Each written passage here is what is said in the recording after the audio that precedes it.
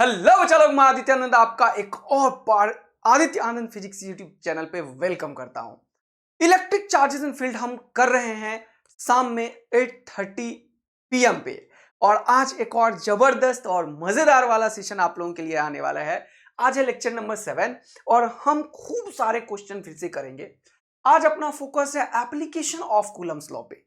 जो हमने पढ़ा है कूलम्स लॉ, उसका एप्लीकेशन मतलब डिफरेंट डिफरेंट जगह पे ये जो फोर्सेस हमने पढ़ा है के Q1 Q2 by are square, उसको यूज करते हैं हम। तो देखेंगे कैसे। आज हम एनसीईआरटी का एक क्वेश्चन भी करेंगे जो बताएगा कि ग्रेविटेशनल फोर्स इलेक्ट्रोस्टैटिक फोर्स के कंपैरिजन में नेग्लिजिबल होता है, इसीलिए हम ग्रेविटेशनल फोर्स को नेग्लेक्ट करते हैं। देखेंगे कि ग्रेविटेशनल फोर्स इलेक्ट्रोस्टैटिक फोर्स का रेशियो क्या हो सकता है। अरे वाह सर, अभी तक हमने दो चार्जेस के बीच में फोर्स देखा है, अब हम खूब सारे चार्जेस के बीच में फोर्स देखेंगे। तो वहां पे एक लॉ निकल के आएगा, सुपरपोजिशन प्रिंसिपल, ये भी देखेंगे। और जो होमवर्क दिया वो क्वेश्चन और खूब सारे पीवाईक्यू भी देखेंगे। आज जितना भी अभी तक पढ़ा उसमें जितने भी पीवाईक्यू हैं वो पढ़ेंगे और कुछ अच्छे तगड़े क्वेश्चन भी करेंगे। तो चलिए शुरू करते हैं, देरी किस बात की है सर। तो सबसे पहले ये क्वेश्चन मैंने आपको होमवर्क दिया था, तो होमवर्क क्वेश्चन थोड़ा सा डिस्कस कर लेते हैं सबसे पहले। तो बोल रहा है 2 point charges placed at a distance r in air. तो 2 पॉइंट चार्जेस है, मान लो Q1 और Q2 है। ये दोनों कितने डिस्टेंस पे है? R पे है, हवा में। बोलो हाँ है ना। द फोर्स एक्सर्ट जो हो रहा है वो F हो रहा है, तो F का वैल्यू कितना लिखोगे? K Q1 Q2 by R। बहुत बढ़िया। अब इंपॉर्टेंट है इस K का वैल्यू। K का वैल्यू क्या लिखोगे जब एयर में है? तो 1/4πε0 Q1 Q2 बाय R। बोलो मजा आ गया क्या? ये F एयर में है, इक्वेशन 1 मान लो। अब क्या बोला, क्वेश्चन को आगे पढ़ो। बोला the distance eight which they exert the same force. बोला जितना फोर्स ये है उतना ही फोर्स लगे when placed in a certain medium with dielectric constant K। अब नया केस में क्या पूछा? बोला कोई एक नया मीडियम ले आओ। चलो ये मीडियम ले आया मैं बोला ये है हमारा मीडियम, ओके। बोला इसका डाइलेक्ट्रिक कांस्टेंट कितना है? बोला इसका डाइलेक्ट्रिक कांस्टेंट K है। इस मीडियम का जो एप्सिलॉन R का वैल्यू है वो K है। बोला अब बताओ कि अगर इतना ही फोर्स अब भी लगे इनके बीच में, ये Q1 और Q2 के बीच में अब भी इतना ही फोर्स लगे, कितना? जो पहले था, यानी कि ये वाला फोर्स और जो इनके बीच में नया फोर्स आएगा वो दोनों बराबर हो। क्यों, कैसे पता सर? बोल रहा है the distance eight which they exert same force when placed in certain medium. तो प्रीवियस केस में जितना फोर्स लग रहा है उतना ही अब भी लगे। तो बोल रहा है द डिस्टेंस एट विच, मतलब हमसे क्या पूछने की कोशिश कर रहा है वो, इन दोनों के बीच का वो डिस्टेंस बता दो दोस्त, वो डिस्टेंस बताओ जिससे कि दोनों के बीच में फोर्स सेम एक्सर्ट हो। तो फोर्स निकाल देते हैं, मजा आ जाएगा। चलो फोर्स निकालते हैं नया वाला। अब ये वाला फोर्स और ये वाला फोर्स अकॉर्डिंग टू क्वेश्चन बराबर है, तो नया वाला फोर्स क्या होगा? 1/4πε0 इंटू K, क्योंकि यही सिखाया था कि एप्सिलॉन नॉट और एप्सिलॉन R लिखना, यहां पे Q1 Q2 लिखना और यहां पे d स्क्वायर लिखना। अब अकॉर्डिंग टू क्वेश्चन ये दोनों बराबर है। बोलो मजा आया क्या आप तुम्हें? अकॉर्डिंग टू क्वेश्चन इक्वेशन 1 और 2 ये और ये दोनों बराबर है, तो लिखो अकॉर्डिंग टू क्वेश्चन क्या, एफ ए जो है एयर वाला और एफ जो है ये नया वाला, ये दोनों बराबर है। दोनों को बराबर करके देखते हैं, इसको और इसको बराबर करके देखते हैं। तो लिखो 1/4πε0 Q1 Q2 by R is equal to, इसको सॉल्व करो, 1/4πε0 K Q1 Q2 by D square. देखो मजा आया क्या? अच्छा लगा, सुंदर लगा? Yes sir. अब देखो भाई लोग, तो यहां से Q1 Q2 खुपाच टकाक, ये वाला 1/4πε0 खुपाच टकाक, बचा क्या वो देखो, यहां पे बचा 1/R, लिखो 1/R इज इक्वल टू, यहां पे बचा 1/K इंटू डी स्क्वायर। हमें क्या निकालना है बताओ? एट विच डिस्टेंस, तो डिस्टेंस क्या है? d, यानी कि क्वेश्चन में हमें क्या निकालना है? यही डिस्टेंस निकालना है, d दो। तो d निकालने के लिए इसको ऊपर करेंगे, ये इधर आ जाएगा, तो क्या होगा? D square is equal to R divided by K, R divided by K। और ये स्क्वायर उड़ाओगे तो क्या लिखोगे बताओ मुझे, ये स्क्वायर उड़ा तो क्या हुआ, यहाँ पे रूट आ जाएगा। बोलो मजा आया क्या, कोई दिक्कत, कोई दिक्कत। अच्छा ये वाला आर स्क्वायर है, ये गलती लिखा है मैंने, क्योंकि के Q1 Q2 by are square होता है ना फॉर्मूला में दोस्त। बोलो हाँ है ना, बोलो के Q1 Q2 by are square होगा। मैंने आर लिख दिया है, गलत लिख रखा है यहाँ पे, इसको क्या करोगे आर स्क्वायर लिखोगे, क्योंकि फोर्स क्या सिखाया, के Q1 Q2 by are square. तो यहां से ये आर स्क्वायर वाला चीज यहां है, तो आर स्क्वायर और रूट बचा आर, और ये के और रूट बचा रूट अंडर के। बोलो मजे में तुमने 4 डाला क्या, तो ये क्या निकल गया डी, डी का वैल्यू कितना आ गया आर बाय रूट के, यानी कि आर बाय रूट के डिस्टेंस पे अगर इसको उस मीडियम में रख दें जिस मीडियम का डाइलेक्ट्रिक कांस्टेंट के है, तो दोनों का फोर्स बराबर रहता है। बच्चे इस डेटा को याद भी रखते हैं, तो आप भी याद रखिएगा कि जितना फोर्स पहले लगे उतना ही फोर्स अगर बाद में लगना है, तो जो नया डिस्टेंस है वो पुराना distance divided by root under dielectric constant के बराबर होता है। याद रखोगे तो इतना करने का जरूरत नहीं होगा, खटाक से कर दोगे, क्योंकि ये क्वेश्चन नीट में आ सकता है सीधा उठ के। चलिए अगला क्वेश्चन करेंगे। बोल रहा है two charge sphere separated at a distance D exert a force F. तो टू चार्ज स्फीयर्स हैं, ये दोनों के बीच में सेपरेशन कितना है d, और फोर्स कितना लग रहा है F। तो ये क्या हो जाएगा 1/4 pi epsilon naught Q1 Q2 by D square. Equation 1 बोल रहा है on each other if they are immersed in the liquid of dielectric constant K is equal to 2। इसको उठा के कहां पे डाल दिया, पानी में। They are immersed in the liquid of dielectric constant K is equal to 2। तो अब नया वाला फोर्स क्या हो जाएगा जल्दी बताओ, तो बार बार बोला F, नया वाला क्या होगा, क्या पुराना वाला force divided by dielectric constant, तो पुराना वाला फोर्स डिवाइडेड बाय 2 हो जाएगा। ये तो करने की जरूरत ही नहीं, करवा दिया था शायद ये क्वेश्चन यार, है ना, ये करवा दिया था। अगला आ जाओ। तो अब क्या बोल रहा है, बोल रहा है टू पॉजिटिव आयंस। अब कोई भी चीज पॉजिटिव आयन होगा, इसका मतलब इलेक्ट्रॉन उससे निकला होगा, तभी तो कोई चीज पॉजिटिव आयन में कन्वर्ट हुआ होगा। बोलो हाँ है ना। बोला etch carrying a charge Q। अगर कोई भी चीज है इसके ऊपर चार्ज Q है, इससे कुछ इलेक्ट्रॉन निकले होंगे। कितना इलेक्ट्रॉन निकला होगा, मान लिया n नंबर ऑफ इलेक्ट्रॉन निकला होगा, तो Qn इंटू ई के बराबर कर दोगे। बोलो हाँ है ना, क्योंकि नेट चार्ज हमेशा इंटीग्रल मल्टीपल ऑफ ई होगा, यही तो बताया है। अरे बोलो net charge always integral multiple of e होगा दोस्त। हाँ सर। अब देखो are separated by a distance d if F is the force of repulsion between the ions। अब इस पे भी पॉजिटिव चार्ज आया, एक दूसरे के बारे में भी बात कर रहा है, इसके ऊपर भी चार्ज Q बराबर है नहीं होगा, दोनों पॉजिटिव पॉजिटिव चार्ज होंगे। बोलो हाँ है ना, तभी ये क्वेश्चन वाला बोल रहा है कि force of repulsion between the ions. इन दोनों के बीच में रिपल्सन आ गया इधर, इन दोनों के बीच में रिपल्सन आ गया इधर। जब इन दोनों के बीच का डिस्टेंस कितना है दोस्त d, इनके बीच का डिस्टेंस कितना है दोस्त d। अब देखो force of repulsion between them, तो यहां पे क्या हो गया d हो गया। अब आगे पढ़ते हैं between the ions then the number of electrons missing from each ion will be. इससे कितना इलेक्ट्रॉन मिसिंग है और इससे कितना इलेक्ट्रॉन मिसिंग है, यही तो निकालने की बारी आई। हाँ सर। तो यहां पे देखेंगे अब कहानी को क्या हुआ।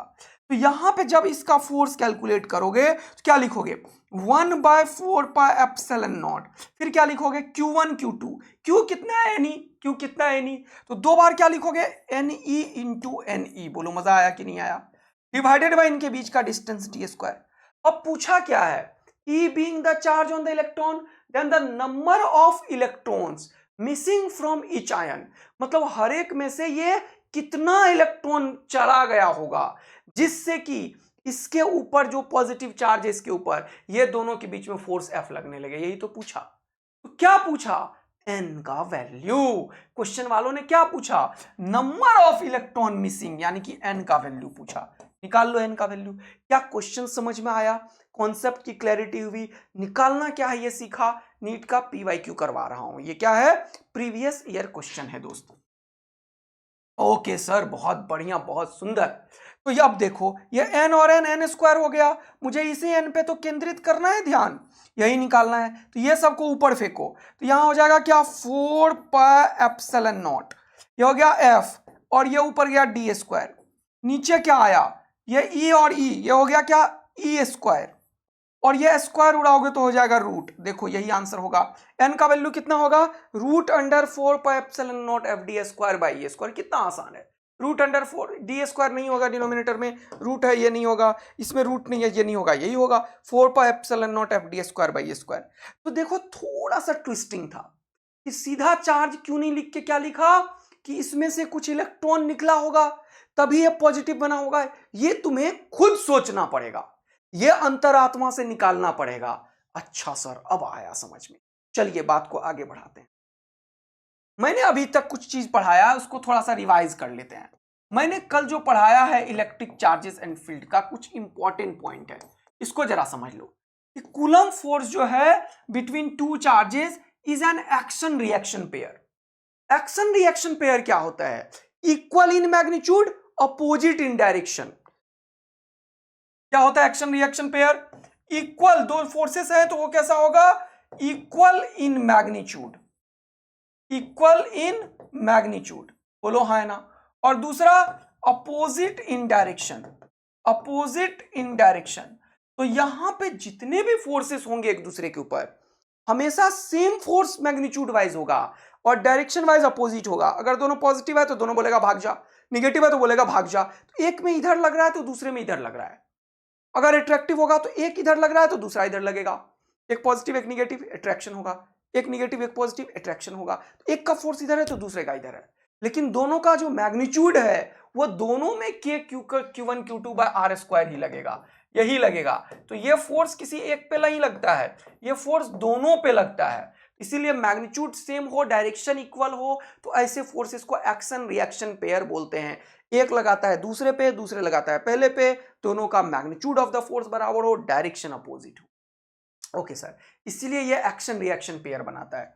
Coulomb's force is a central force. कोई भी चीज है, ये चार्ज है Q मान लो, और ये चार्ज है दूसरा Q मान लो, Q1 को Q2। तो सेंट्रल फोर्स का मतलब ये हमेशा इन दोनों के सेंटर से सेंटर मिलाने वाले लाइन के अलोंग ही लगेगा, along the line joining the centres, ऐसे लगेगा। इसी को दुनिया क्या बोलती है, सेंट्रल फोर्स। ऐसा नहीं होगा कि इधर लग जाएगा, इधर लग जाएगा, इधर लग जाएगा, ऐसा संभव नहीं है।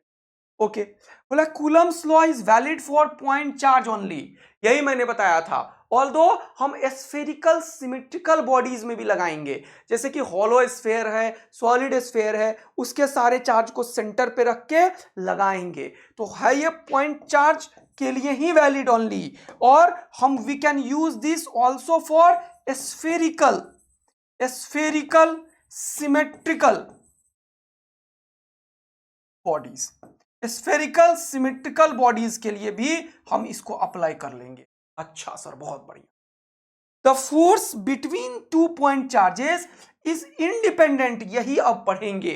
क्या फोर्स, ये सुपर पोजिशन का लाइन है, रुको। और ये इलेक्ट्रोस्टैटिक फोर्स कंजर्वेटिव होता है, ये अगले चैप्टर में पड़ेगा। तो ये और ये अभी डिस्कस करेंगे लेटर, ये अभी कर लेंगे डिस्कस। ये याद रखेंगे अभी कि कंजर्वेटिव फोर्स होता है। अब कंजर्वेटिव क्या होता है, जो पाथ पे डिपेंड ना करें। ये वर्क पावर एनर्जी में पढ़ा था, लेकिन इस चैप्टर में इस लाइन का कोई यूज नहीं है, अगले चैप्टर में है पोटेंशियल में। तो वहां सबसे पहले मैं यही पढ़ाता हूं कि कंजर्वेटिव होता क्या है, क्योंकि तुम लोग तो भूल भाल गए होगे 11th का चीज। तो पहले मैं ये पढ़ाऊंगा, तो तुम्हें इसके लिए कोई लोड लेने की आवश्यकता नहीं है। तो ये अपन डिस्कस करेंगे कि किस तरीके से ये फोर्स कंजर्वेटिव और नॉन कंजर्वेटिव की बात करेगा।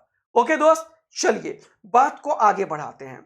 कुछ क्वेश्चंस और करेंगे, और उससे पहले एक नया कॉन्सेप्ट डिस्कस करने वाला हूं मैं, जिसे मैंने लिखा था एप्लीकेशन ऑफ कूलम्स लॉ।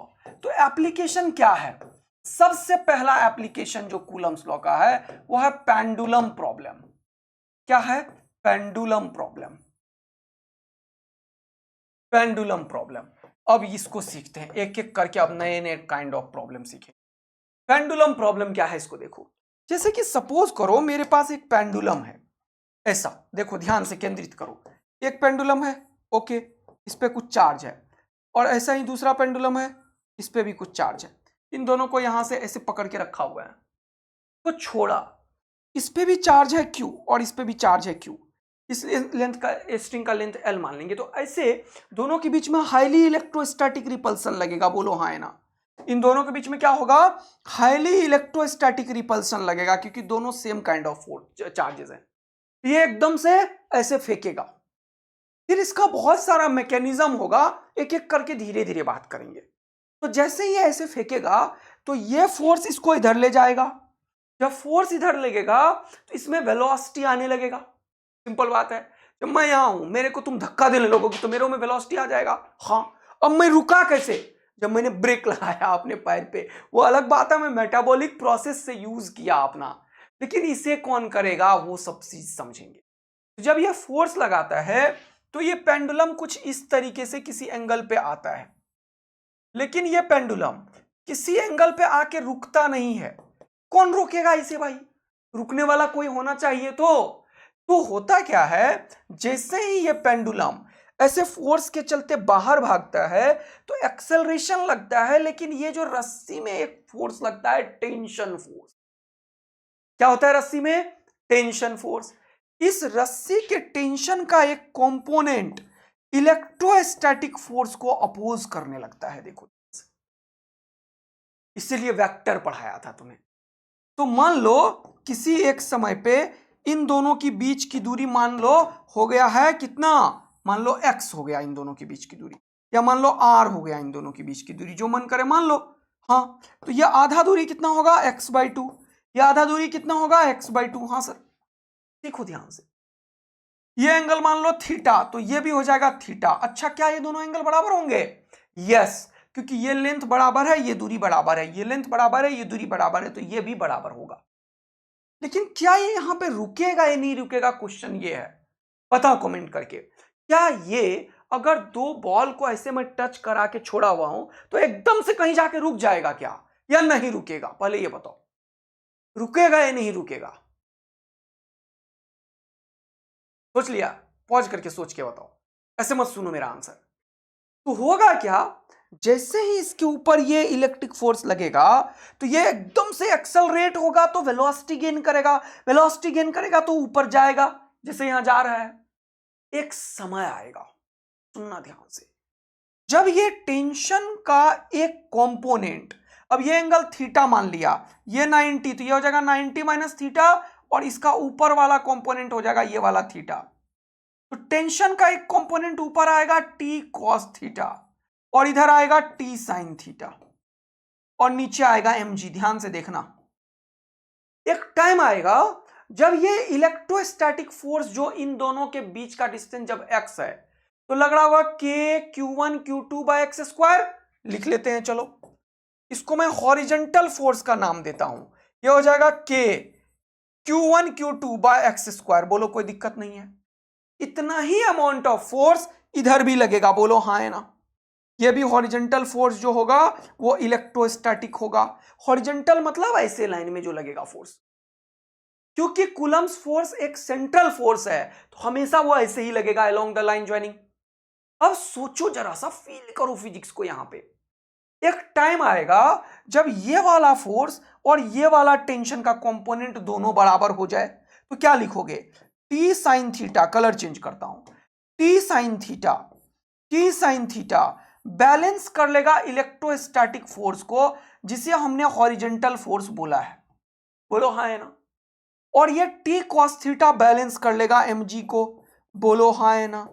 तो ऐसे केस में जब ये दोनों फोर्स एक दूसरे को बैलेंस कर लेंगे, तब इस सिचुएशन को दुनिया नाम देती है इक्विलिब्रियम। इस सिचुएशन को दुनिया नाम देती है, मैंने बताया है तुम्हें कि इक्विलिब्रियम का मतलब होता है the net force on the body is zero. जब मैं बोलता हूं इक्विलिब्रियम, उसका मतलब होता है नेट फोर्स जीरो। इसका मतलब एक्स डायरेक्शन का भी फोर्स जीरो और वाई डायरेक्शन का भी फोर्स जीरो। तो ऐसे सिचुएशन में एक समय आता है जब यह हॉरिजेंटल फोर्स बैलेंस हो जाएगा और वर्टिकल, उस सिचुएशन को बोलेंगे इक्विलिब्रियम, जहां पे नेट फोर्स जीरो होगा। फिर से मेरा क्वेश्चन अभी भी वही है, क्या ये यहां पे रुका रहेगा क्या? जब ये इक्विलिब्रियम है, इसके ऊपर नेट फोर्स 0 है, तो क्या इस सिचुएशन में ये रुका रहेगा या नहीं रहेगा? फिर से मेरा क्वेश्चन वही है सर, इक्विलिब्रियम का मतलब नेट फोर्स 0 होता है, फोर्स होता है ma के बराबर, इसका मतलब एक्सेलरेशन 0 होता है। फोर्स 0 का मतलब एक्सेलरेशन 0 होता है। इसका यह मतलब बिल्कुल भी नहीं है कि बॉडी का वेलोसिटी 0 हो गया। कोई चीज रुकता तब है जब उसका वेलोसिटी 0 हो। अभी तक के एनालिसिस से यह बिल्कुल पता नहीं चला कि वेलोसिटी इसका 0 होगा या नहीं होगा। बोलो मजा आ रहा है कि नहीं?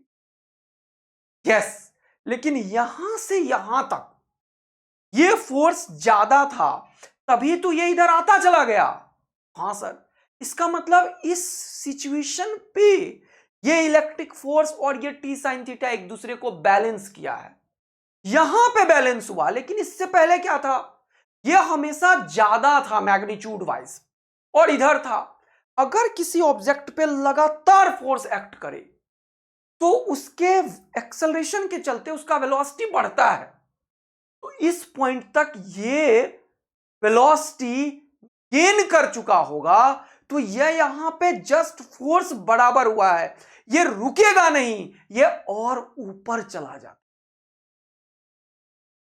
उसके बाद इस टेंशन का कंपोनेंट बढ़ता है और एक टाइम पे ये ज्यादा होने के चलते इससे धीरे धीरे ये घटता है, फिर रुकता है।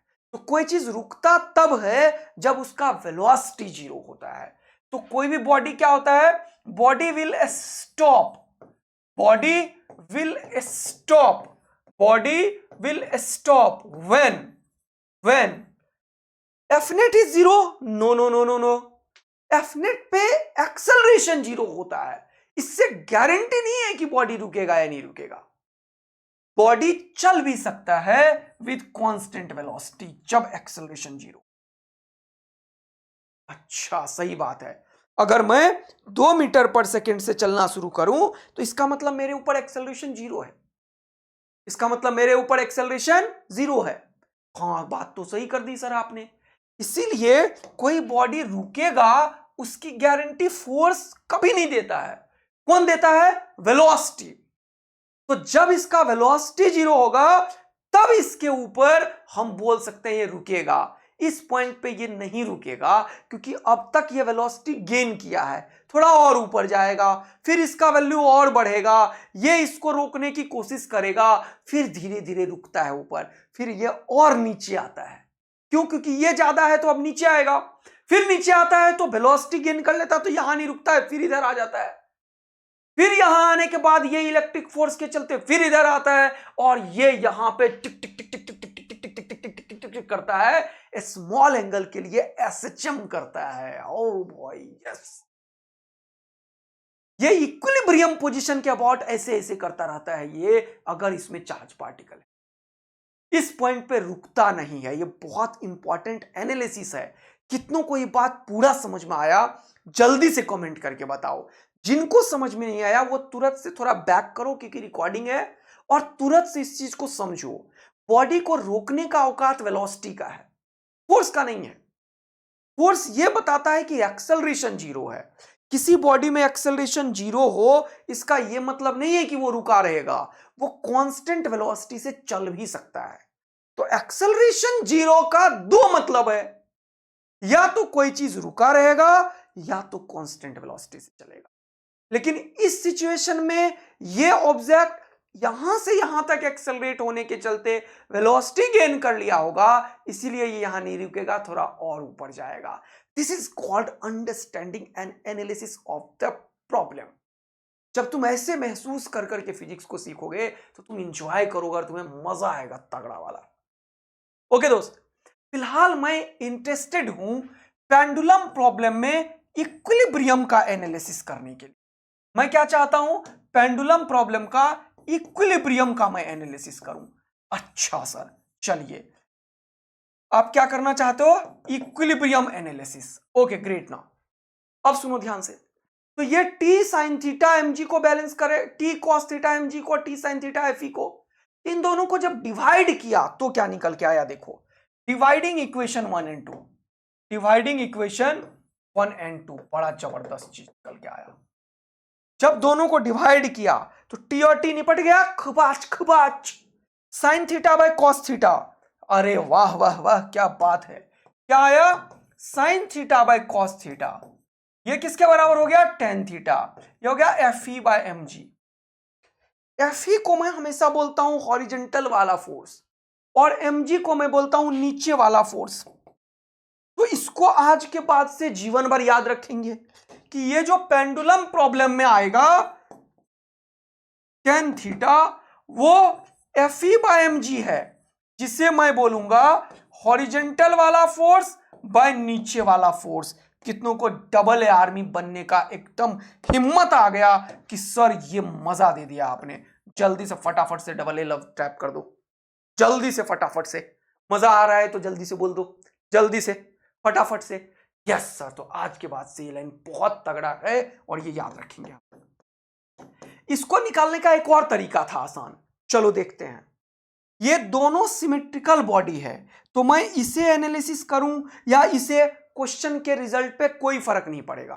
तो यहां पे अगर मैं इसको थोड़ा और आगे करता और यहां पे मैं ऐसे लाइन खींचता तो ये होता है mg। अगर ये वर्टिकल के साथ थीटा बनाया तो ये भी वर्टिकल के साथ थीटा बनाएगा। अगर यहां पे मैं एक ट्रेंगल बना लेता, देखो तो ये जो टेन थीटा होता वो क्या होता, टेन थीटा होता p by B, tan theta होता p बाय बी। ये p कितना है, ये हॉरिजेंटल फोर्स, b कितना है mg, ये p कितना है हॉरिजेंटल फोर्स, b कितना है mg। तो देखो फिर से तुम टेन थीटा यहां से लिख सकते थे, फिर से तुम यहां पे टेन थीटा लिख सकते थे। देखो ध्यान से, ये टेन थीटा किसके बराबर होगा, tan theta p by B F E by M G, या फिर तुम लिख सकते थे सीधा का सीधा क्या, एफ हॉरिजेंटल बाय एफ नीचे वाला। बोलो मजा आ गया क्या, हाँ सर, ये यहां से भी निकाला जा सकता था सीधा का सीधा। और ये एक एनालिसिस था फिजिक्स का जो तुम्हें बताना बहुत इंपॉर्टेंट था, ये सीखना बहुत इंपॉर्टेंट है, क्योंकि इसके ऊपर कम से कम 4 से 5 बार नीट में, एम्स में, जेईई मेन में तो भर भर के इतना क्वेश्चन आ चुका है एग्जाम में। ये कॉन्सेप्ट बहुत इंपॉर्टेंट है। अब कभी अगर पेंडुलम का प्रॉब्लम हमें आता है तो हम ये समझ चुके हैं, ध्यान में रखेंगे, लेकिन ये चीज याद रखना है कि सर ने बताया टेन थीटा जो होगा वो F E by M G, और इससे भी इंपॉर्टेंट हॉरिजेंटल वाला फोर्स बाय नेट नीचे वाला फोर्स, नीचे वाला नेट फोर्स और हॉरिजेंटल वाला नेट फोर्स। क्या ये एनालिसिस समझ में आ गया, पेंडुलम में मजा आ गया? तो जल्दी से लिख दो यस सर, फोर्स जीरो का मतलब एक्सेलरेशन जीरो होता है, वेलोसिटी जीरो नहीं होता। वेलोसिटी जीरो के लिए रिटार्डेशन की आवश्यकता पड़ेगी, तो वो किसी और जगह पे आके हुआ, इसका मतलब वो इस तरीके से ऑसिलेट करेगा for a small angle, SHM भी करेगा। ये सब आगे पढ़ेंगे और एनालिसिस करके। फिलहाल थ्योरेटिकल क्वेश्चन यहां तक क्लियर हुआ, ये डेटा और ये फॉर्मूला हमने डेवलप किया। अब कुछ क्वेश्चंस की बारी आई, तो चलिए एक क्वेश्चन करते हैं इस कॉन्सेप्ट पे, तब मजा आएगा। जैसे ये क्वेश्चन को पढ़ो, मैंने तुम्हें एक और चीज बताया है, ये देखो फॉर ए स्मॉल एंगल, याद है ये कॉन्सेप्ट तुम्हें, याद है तुम्हें, अगर एंगल स्मॉल है, याद है बेसिक मैथ्स में अभी तुरंत पढ़ाया, फॉर ए स्मॉल एंगल, जाके देख लो अगर किसी को बेसिक मैथ्स में नहीं आता है तो ट्रिगोनोमेट्री में पढ़ाया। फॉर ए स्मॉल एंगल, ये जो साइन थीटा होता है और ये जो टेन थीटा होता है और ये जो थीटा होता है, ये सब बराबर होता है। कैसे? हमेशा मैं ग्राफ से बनाता हूं, साइन थीटा का ग्राफ ऐसा है, टेन थीटा का ग्राफ ऐसा है और y is equal to theta का ग्राफ ऐसा है। अगर इन तीनों को देखोगे स्मॉल एंगल के लिए, तो स्मॉल एंगल के लिए इस रीजन का ग्राफ देखो तीनों का, ये तीनों ग्राफ एक स्ट्रेट लाइन ग्राफ ही है। देखो खुपाच, ये तीनों ग्राफ एक स्ट्रेट लाइन ग्राफ ही है, खुपाच खुपाच। देखो मजा आया क्या तुम्हें? यानी कि ये ग्राफ है साइन थीटा का, ये ग्राफ है टेन थीटा का, ये ग्राफ है y is equal to theta का, थीटा के बेसिस पे ग्राफ बन रहा है। तो जब स्मॉल एंगल होता है तो एंगल बहुत छोटा है, आसपास में छोटा है, आसपास में छोटा है, तो ग्राफ देखोगे तो तीनों में ऐसा दिखेगा स्ट्रेट लाइन। देखो मैंने नहीं बनाया, ग्राफ का एनालिसिस बता रहा है, यानी कि तीनों के केस में ग्राफ कैसा बनेगा जल्दी बताओ, एकदम स्ट्रेट लाइन। इसीलिए हम बोलते हैं कि ये तीनों केस में ग्राफ एक ही तरीके का है, इसका मतलब वैल्यू भी ये एक ही तरीके का देगा, यानी कि साइन थीटा का वैल्यू, टेन थीटा का वैल्यू और थीटा का वैल्यू तीनों बराबर होता है ऐसे सिचुएशन। जरा सा इस क्वेश्चन को फिर से देखते हैं। अगर ऐसे सिचुएशन में मुझे यह हाइट पता हो, मान लो यह हाइट कुछ है, लेट इट बी वाई, मानने में थोड़ी कुछ जा रहा है, हाँ सर नहीं जा रहा है, मान लेते हैं लेट इट बी वाई, तो मैं क्या लिखूंगा जल्दी से बताना, टेन थीटा बराबर पी बाई बी, तो X by two by Y ये भी लिखा जाता है, और इन दोनों कॉन्सेप्ट का मिक्सचर यहां पे फिर से लिखो, ऑल्सो टेन थीटा को क्या लिख सकते हो जल्दी से बताओ, क्या लिखोगे, X by two into Y, ये दोनों कॉन्सेप्ट का मिक्सचर न्यूमेरिकल में भर भर के यूज होता है फिजिक्स में, क्योंकि टेन थीटा का दो वैल्यू आया, एक तो ये फोर्स के चलते आया F E by M G, और दूसरा आया एक्स बाई टू वाई यानी कि लेंथ के बेसिस पे, ये दोनों समझ डाला तो तुमने जीवन जिंगालाला और डबल ए आर्मी बन चुके हैं आप लोग। जल्दी से बता दीजिए सर हम 4 डालेंगे। अब देखो लाइन से 3 क्वेश्चन करते हैं जो जेई में, नीट में भर भर के आया है। इस क्वेश्चन को पढ़े, बोल रहा है in the given figure two tiny मतलब छुटकी conducting balls of identical mass m and identical charge q, जब भी ये दोनों आइडेंटिकल होंगे तो इक्विलिब्रियम वाला एंगल बराबर होगा, लेकिन जब भी ये आइडेंटिकल नहीं होंगे तब ये जो एंगल है देखो टेन थीटा, वो इनवर्सली प्रोपोर्शनल टू मास है। देख रहे हो ना, यहां पे ये भी ज्ञान प्राप्त करो, this tan theta is inversely proportional to mass, यानी कि जिसका मास होगा ज्यादा उसका एंगल होगा कम, जिसका मास होगा ज्यादा उसका एंगल होगा कम, जिसका मास होगा ज्यादा उसका एंगल होगा कम। ये भी ध्यान रखेंगे आज के बाद से, ऐसा डीपीपी में क्वेश्चन भी दिया है मैंने, अभी एक और बना दूंगा, टेंशन मत लो। लेकिन क्योंकि दोनों का मास बराबर है इसीलिए एंगल बराबर है, सब कुछ समझ में आना चाहिए। दोनों का दूरी x है तो ये आधा दूरी हो जाएगा x बाई टू। चलिए अब पढ़ते हैं क्वेश्चन को। बोल रहा है in the given figure two tiny छुटकी conducting balls of identical mass m and identical charge q। Okay, mass m है तो नीचे लगेगा mg बोलो, और इधर वाला फोर्स लगेगा Fe बोलो, ये वाला एंगल थीटा है तो यहां से ये वाला एंगल हो जाएगा थीटा बोलो, और टेन थीटा का वैल्यू तुम खटाक से लिख पाओगे कितना, जल्दी बताओ। ये horizontal force Fe by M G, Fe का वैल्यू लिखो 1/4 pi epsilon naught X square, Q1 Q2 तो दोनों का Q बराबर है तो Q स्क्वायर, तो K Q square by R square, ये हो गया टेन थीटा का वैल्यू। लेकिन अब एक चीज बचा हुआ है क्या, Fe तो ये लिख दिया, बाय mg भी लिखना होगा तो mg भी लिख दिया, बोलो ये हो गया टेन थीटा का वैल्यू। अभी तक के ज्ञान से इतना पता चला, आगे पढ़ेंगे। बोल रहा है hang from non conducting thread, ताकि चार्ज इधर उधर लीक ना करे, इसलिए थ्रेड ऑलवेज नॉन कंडक्टिंग रखते हैं, ताकि चार्ज यहां से नॉन कंडक्टिंग में चार्ज का फ्लो नहीं होता है, करंट का फ्लो नहीं होता है ना, तो इसीलिए नॉन कंडक्टिंग थ्रेड्स बोला है, of equal length l। Okay, बोला assume that theta is so small, theta छुटकी है, इससे साइन थीटा टेन थीटा दोनों बराबर है। इस बार मैंने टेन थीटा निकाला है, अकॉर्डिंग टू क्वेश्चन ये जो टेन थीटा का वैल्यू है, ध्यान केंद्रित करेंगे आप लोग, ये जो टेन थीटा का वैल्यू है इसके क्वेश्चन के अकॉर्डिंग यही साइन थीटा के बराबर हो जाएगा। हाँ सर अकॉर्डिंग टू क्वेश्चन दिख रहा है सामने सामने, दिख रहा है सामने सामने अकॉर्डिंग टू क्वेश्चन, और साइन थीटा क्या होगा, P बाय एच, P कितना है x बाई टू, h कितना है l, तो क्या लिखोगे, साइन थीटा का वैल्यू होगा परपेंडिकुलर बाय हाइपोटेन्यूज, होगा x बाई टू एल। ये लाइन कितनों को मस्ती में समझ आया बताओ। टेन थीटा हमने निकाला अभी तुरंत Fe by M G, Fe निकाला K Q1 Q2 by X square, क्योंकि दूरी x लिख रखा है, और mg, और ये बोला कि थीटा स्मॉल है, तो ये हालत हो गया।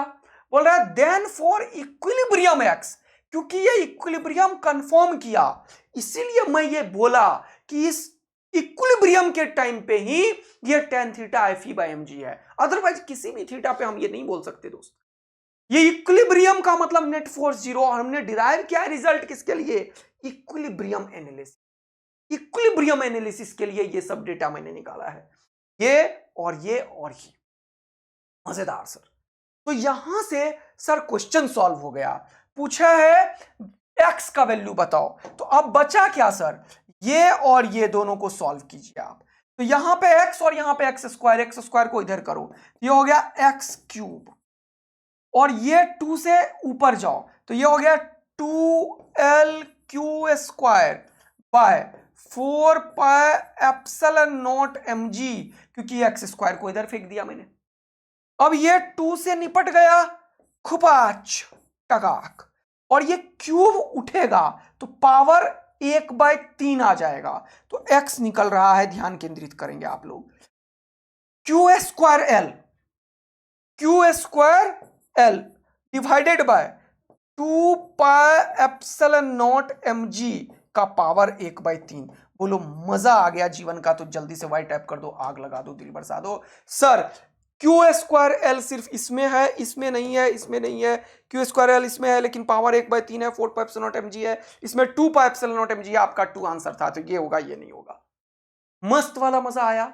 मैं ये क्वेश्चन को फास्टर और कर पाऊंगा, तो मैं समझा रहा हूं आराम से, इसीलिए इतना। अदरवाइज मुझे पता है कि tan थीटा FE/mg खटाक से ये लिखता, और tan theta equal to sin theta P/h ये लिखता, दोनों में से तुरंत से एक लाइन और आंसर, एक लाइन और आंसर। क्यों ऐसे में? क्योंकि मैंने पहले सब कुछ बता दिया पेंडुलम के बारे में एनालिसिस, और इसका खतरनाक यूज करेंगे।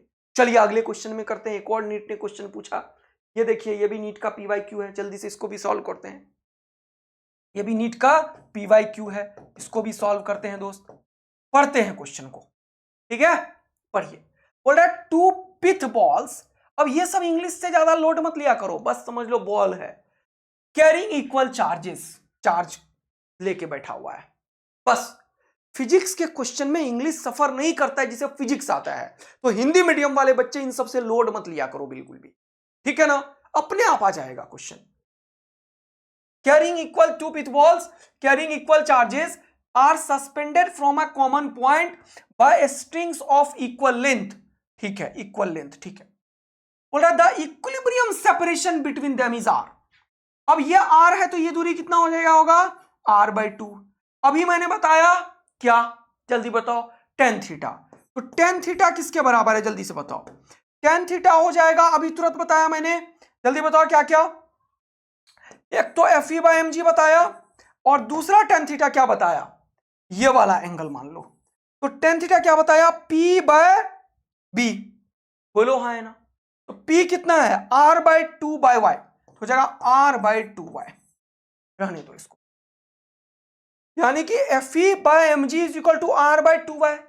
अब क्वेश्चन को आगे पढ़ते हैं, तब समझ में आएगा क्या निकालने बोल, अभी तक इतना ही ज्ञान हुआ। बोल रहा है नाउ, यहां से क्वेश्चन चेंज हुआ, the string are tightly clamped at half of the height. अब ये बोल रहा है कि अब ये स्ट्रिंग को आधे हाइट पे y/2 पे क्लैम्प कर दिया गया। बोल रहा है the equilibrium separation between the balls now becomes. अब ये बोल रहा है नया इक्विलिब्रियम सेपरेशन बताओ क्या होगा। अब मुझे नहीं पता कि नया इक्विलिब्रियम सेपरेशन क्या है, इसको मान लेते हैं कुछ। मान लिया the new equilibrium separation is D, जान के माना, क्योंकि ये RRR में कंफ्यूज ना हो जाए। क्वेश्चन वालों ने हमसे ये डी का वैल्यू पूछा है दोस्त, क्वेश्चन वालों ने हमसे इस डी का वैल्यू पूछा है दोस्त। तो सबसे पहले हमारा कर्तव्य है कि हम इस r और इस y में रिलेशन निकाल लेते हैं, ठीक है। तो वही रिलेशन यहां पे इंप्लीमेंट कर देंगे। क्या क्वेश्चन समझ में आया कि पहले के टाइम पे इक्विलिब्रियम पे क्या था, ये निकाल के बैठ गए अपन। अब बोला अब इसको बीच में क्लैंप कर दिया गया, अच्छा, तो बोलो इक्विलिब्रियम सेपरेशन क्या होगा। तो जब भी इक्विलिब्रियम था तो FE/mg जो था r/2y के बराबर था। अब इस FE से दोस्ती करते हैं, भाई तुम क्या हो, बोला मैं 1/4 pi epsilon not r square हूं, और Q1 Q2 Q स्क्वायर हूं, नीचे मैं mg भी हूं, और यहां पे बगल वाला दोस्त से पूछा तो बोला r/2y हूं। अब मैंने पूछा तुम में से कौन कौन है जो चेंज हो रहा है, तो बोला मैं चेंज हो रहा हूं y, इसने बोला ये R भी चेंज हो रहा है। मैंने बोला Q, बोला Q सेम है। मैंने बोला M, बोला सेम है। 4πε0 सेम है। G सेम है। तो जो जो कांस्टेंट है उसको निपटा देंगे।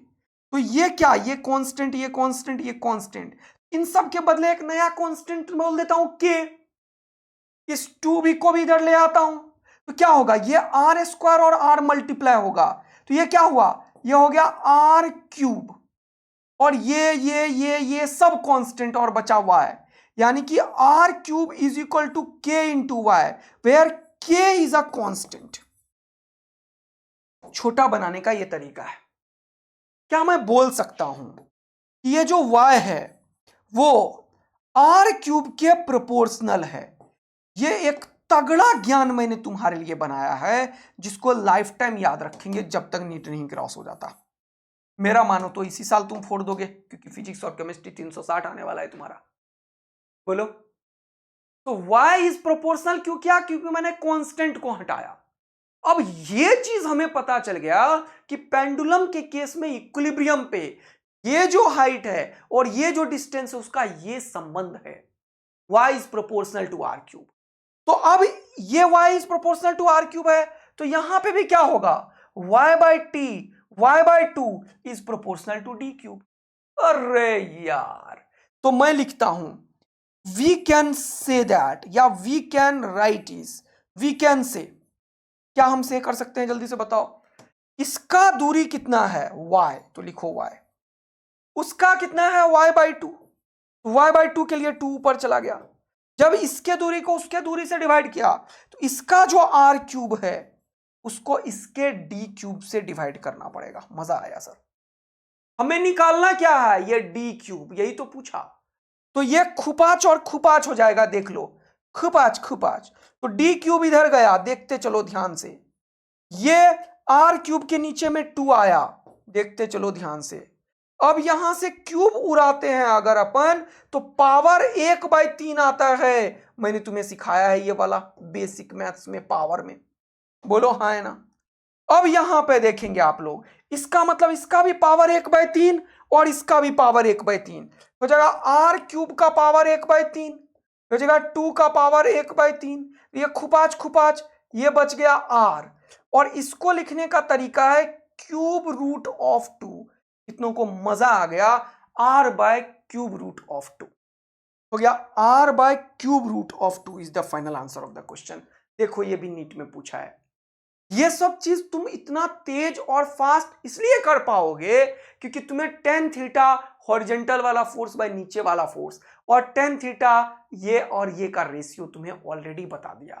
तो हम आधा काम करके रख लेते हैं और आधा को सॉल्व करते हैं, इसीलिए ये सब क्वेश्चन जल्दी हो रहा है। अदरवाइज तुम्हें बुखार आ जाएगा क्वेश्चन को करने का। तो जितना भी क्वेश्चन मैं तुम्हें कराता हूं उसे दोबारा सॉल्व करो, इस क्वेश्चन को फिर से घर में सॉल्व करना, तभी सीख पाओगे। अदरवाइज ये तो मेरा स्किल्स है जो इतना फास्ट तुम्हें सॉल्व करवा दिया, तुम्हारा स्किल्स नहीं है। ये क्या कर दिया सर, क्यों मिटा रहे हो, हमें सॉल्यूशन चाहिए। अरे सॉल्यूशन है मेरे दोस्त, ये मैं एक ओपन क्वेश्चन दे दिया तुम्हारे जीवन में कि इसको तुम दोबारा से सॉल्व करो बिना सॉल्यूशन देखे हुए, ताकि तुम्हें कॉन्फिडेंस आए कि तुमने पेंडुलम के किसी भी क्वेश्चन को फोड़ने की औकात है। तो इसको मैं लिखता हूं, सेकेंड रिवीजन रिक्वायर्ड है इस क्वेश्चन में, कम से कम 2 बार इस क्वेश्चन को सॉल्व करना, मेरा ये मानना है। अब तुम्हारा मानना है कि तुम इसे कर लो तो बढ़िया, नहीं करो तो निपटोगे। नहीं सर आपने बोला तो हम करेंगे। तो ये क्वेश्चन और ये क्वेश्चन 2 पेंडुलम के ऊपर कराया। मेरे पास पेंडुलम के और भी अच्छे क्वेश्चंस हैं, ये वाला तो तुम्हें मैं होमवर्क दूंगा ये, क्योंकि ये तुमसे नहीं होगा, लेकिन मैं जब बताऊंगा तो समझने में टाइम लगाओगे। तो ऐसा कोई भी क्वेश्चन को मैं होमवर्क के थ्रू सॉल्व कराऊंगा, फिर अगले दिन इसमें तुम 4 मिनट देना, तुम्हें कुछ समझ में नहीं आया तो 2 मिनट फिर से बाद में देना, सेकेंड अटेम्प्ट करना, ठीक है। देख लो नीट में पूछा है और जेईई मेन में पूछा है, और ये एक्चुअल में एक क्वेश्चन था जो यूरोडोव एक बुक है फिजिक्स का, बहुत ही तगड़ी बुक है, उसमें से ये कॉपी कर लिया था नीट वालों ने। तो नीट वाला कुछ भी कर देता है भैया, तो ध्यान रखना हमें सब कुछ करना है। ओके, तो इसको तुम अटेम्प्ट करोगे, 4 मिनट दोगे, नहीं होगा मस्त रहोगे, फिर से सेकेंड अटेम्प्ट दोगे, नहीं होगा मस्त रहोगे। I will solve this question in tomorrow's class. ऐसे क्वेश्चंस में जब तक दिमाग तुम अपना नहीं यूज करोगे तब तक तुम सीख नहीं सकते। मेरा ये बहुत ही दृढ़ मानता है कि अगर दिन रात मेहनत करोगे तो पक्का 720 लाओगे, और नहीं सिर्फ सॉल्यूशन सॉल्यूशन सॉल्यूशन करते रहोगे तो तुम्हारा रियल खोपड़ी डेवलप ही नहीं करेगा, तो बेकार हो जाएगा, किसी काम का नहीं होगा दोस्तों। तो ये होमवर्क करेंगे, एक और क्वेश्चन होमवर्क करेंगे, और ये इसमें भी 3 मिनट देंगे पहली बार, फिर नहीं होगा तो 3 मिनट और देंगे। यह तरीका है क्वेश्चन को सॉल्व करने का, यानी कि मैं होमवर्क देता हूं, इसका मतलब you have to attempt the problem. मेरा बस इतना कहना है कि तुम्हें क्वेश्चन को अटेम्प्ट करना है, क्वेश्चन हो या ना हो कोई दिक्कत नहीं है। चलिए अब अगला एक और क्वेश्चन सॉल्व करते हैं। अच्छा सर चलिए करते हैं। नीट 2013 का क्वेश्चन है, यह आप लोग कर लोगे, मुझे जरूरत भी नहीं पड़ेगा मेरे ख्याल से, लेकिन करते हैं। बोल रहे हैं 2 point charges A and B plus Q minus Q, एक चार्ज प्लस क्यू एक charge minus Q respectively are placed at a certain distance apart and force acting between them is F. यानी कि एफ का value क्या हो जाएगा, K Q1 Q2 by D square. अब although ये दोनों होगा एट्रैक्टिव फोर्स, लेकिन हमेशा यहां पे दिखाएंगे ऐसे, यहां पे साइन नहीं लिखते हैं, यही सिखाया मैंने, इक्वेशन 1 मान लो। अब क्या बोला क्वेश्चन वालों ने वो पढ़ो। नाउ सेकेंड केस यहां से तैयार हो रहा है, if 25% charge of A is transferred to B, इसका 25% क्या होता है वो देखो, 25/100, तो 25 में 4, तो ये कितना हो गया Q/4, यानी कि इसमें से Q/4 चार्ज इसको दे दिया गया, ऐसा हो गया, इसमें से दिया तो इसमें से निकाल दिया Q/4। क्या ये कहानी समझ आई भैया? बोला कि 25% चार्ज ऑफ ए, यह है ए, कलर चेंज करो, यह है ए, यह है बी, ए से 25% मतलब Q/4 निकाला इसलिए माइनस लिखा, इसको दिया इसलिए प्लस लिखा। बोल रहा है transfer to B then force between the charges becomes, तो अब इसको इस चार्ज कितना हुआ वो देखो, इसमें Q था, इसमें से Q-4 गया तो Q-Q/4 हो गया 4Q-Q, एक चार्ज हो गया 3Q/4, दूसरा चार्ज -Q प्लस Q/4 हो गया -4Q प्लस Q -3Q/4, यानी कि एक चार्ज -3Q/4, दूसरा चार्ज 3Q/4। अब बोला नया फोर्स बताओ, दूरी तो दोनों के बीच का सेम ही है अभी भी, तो नया वाला फोर्स होगा K Q1 Q2, फिर से साइन नहीं रखेंगे, तो 3Q/4 तो इसका स्क्वायर, तो 9Q²/16 डिवाइडेड बाय इसके बीच का डिस्टेंस d²। अब देखो ये हो गया 9/16 KQ²/d², और KQ²/d² क्या है, पुराना वाला फोर्स, तो क्या हो गया ये आंसर 9 पुराना वाला फोर्स बाय 16। बताओ कितने लोग इस क्वेश्चन को एकदम तोड़ डाले थे, जल्दी से कमेंट करके बताओ, सर मजा आ गया हमें, हमने तोड़ डाला। अब तुम लोगों से एक मेरा मतलब रिक्वेस्ट है कि अगर कोई क्वेश्चन देता हूं और वो होता है या नहीं होता है, लेकिन जरूर सॉल्व किया करो यार, you have to attempt the problem. फिर जब मैं बताऊंगा तब तुम्हें डेवलपमेंट होगा, तब तुम सीखोगे कि कहां गलती कर रहे थे, और वही गलती एग्जाम में नहीं करोगे। तो एक तुम मेंटेन करो बुक, कौन सा book, error book, mistake book, तो 10 रुपए का एक कॉपी लो और आज से उसको फिल करना शुरू करो, तभी 720 की तैयारी हम कर पाएंगे, और ये हर एक सब्जेक्ट में करो। मेरा मकसद है तुम्हें फिजिक्स और केमिस्ट्री में फोड़ के मार्क्स दिलाना भैया। जेईई मेन का सारा क्वेश्चन, नीट का सारा क्वेश्चन यहीं से आएगा, बोर्ड का तो कोई बात ही नहीं है, पूरा डेरिवेशन डेफिनेशन न्यूमेरिकल सब कर रहे हैं, तो वहां पे भी 100 आउट ऑफ 100 आएगा। लेकिन आप लोग पूरा एक 11th का क्लास सुबह 8:30 और शाम में 8:30 और 10:30 11 बजे आ जाता है केमिस्ट्री, वो पूरा करोगे तब 360 की गारंटी हो जाएगी दोस्तों। तो क्वेश्चन जरूर सॉल्व करो, तभी डेवलप कर पाओगे। चलो एक और क्वेश्चन सॉल्व करते हैं यहीं पे फटाफट से। ये क्वेश्चन देखो, ये भी नीट 2017 का PYQ बोल रहा है, suppose the charge of a proton and an electron differ slightly, one of them is -E, other is E plus delta E। यानी कि प्रोटॉन का चार्ज जो है वो E प्लस डेल्टा E है क्योंकि पॉजिटिव है, और इलेक्ट्रॉन का चार्ज -E है, ऐसा इसने बोला। If the net electrostatic force and gravitational force between two hydrogen atom, अब हाइड्रोजन एटम के बारे में समझो। एक है एच एटम, ये है एच एटम। एच एटम में होता क्या है, इसमें एक प्रोटॉन और एक इलेक्ट्रॉन होता है, न्यूट्रॉन नहीं होता। पता है तुम्हें ये चीज? एक प्रोटॉन और एक इलेक्ट्रॉन होता है। अगर मैं बोलूं कि एच एटम में नेट चार्ज कितना है, तो तुम बोलोगे एक प्रोटॉन का charge E plus delta E और एक इलेक्ट्रॉन का चार्ज माइनस ई। ये दोनों खपाच खपाच, तो बचा क्या? Delta E. यानी कि नेट चार्ज जो हाइड्रोजन एटॉम पे है वो डेल्टा ई चार्ज है। यानी कि इसके ऊपर चार्ज है डेल्टा ई, इसके ऊपर भी चार्ज है डेल्टा ई। इसका मास है m, इसका भी मास है m, दोनों किसी एक डिस्टेंस पे रख दिया, लेट इट बी डी। ठीक है ना? यही बोला कि net electrostatic force and gravitational force between two hydrogen atom placed at a distance d। यही पूछा है। बोल रहा है much greater than the atomic size, मतलब d बहुत बड़ा है ये, यानी कि ये एक पॉइंट चार्ज वैसे भी बिहेव होगा। अपार्ट इज जीरो, इसका क्या मतलब भाई? कि दोनों हाइड्रोजन एटम है, दोनों पे पॉजिटिव चार्ज है, तो ये इसको धक्का मारेगा इधर, ये इसको धक्का मारेगा इधर। कलर चेंज करो, तो ये बोलेगा अबे चल भाग जा, इलेक्ट्रोस्टैटिक फोर्स। ये बोलेगा चल भाग जा, इलेक्ट्रोस्टैटिक फोर्स। लेकिन ग्रेविटेशनल दोनों का मास अट्रैक्टिव है, वो बोलेगा चल आजा मेरे पास, क्योंकि gravitational force always attractive in nature. ये बोलेगा चल आजा मेरे पास। अब अकॉर्डिंग टू क्वेश्चन, जरा ध्यान से समझो, क्वेश्चन के अकॉर्डिंग क्या है समझने की चेष्टा करते हैं। बोल रहा है कि the net electrostatic force and gravitational force between hydrogen atom placed at a distance d apart is zero. इसका क्या मतलब? कि एक तू खींच रहा है मेरे को इधर इलेक्ट्रोस्टैटिक से, तेरी वाली तू इलेक्ट्रोस्टैटिक से, तेरी वाली ग्रेविटेशनल से, तो भैया तुम और तेरी वाली का फोर्स बराबर होगा तभी तो नेट जीरो होगा। हाँ सर, तो ये जो बोल रहा है कि दोनों मिलके जीरो है, इसका मतलब ये दोनों बराबर है, दोनों अपोजिट डायरेक्शन में है, तभी दोनों एक दूसरे को कैंसिल आउट किया होगा। अकॉर्डिंग टू क्वेश्चन इसका डायरेक्शन अपोजिट है, जो कि मैं दिखा दिया तुम्हें फोटो में।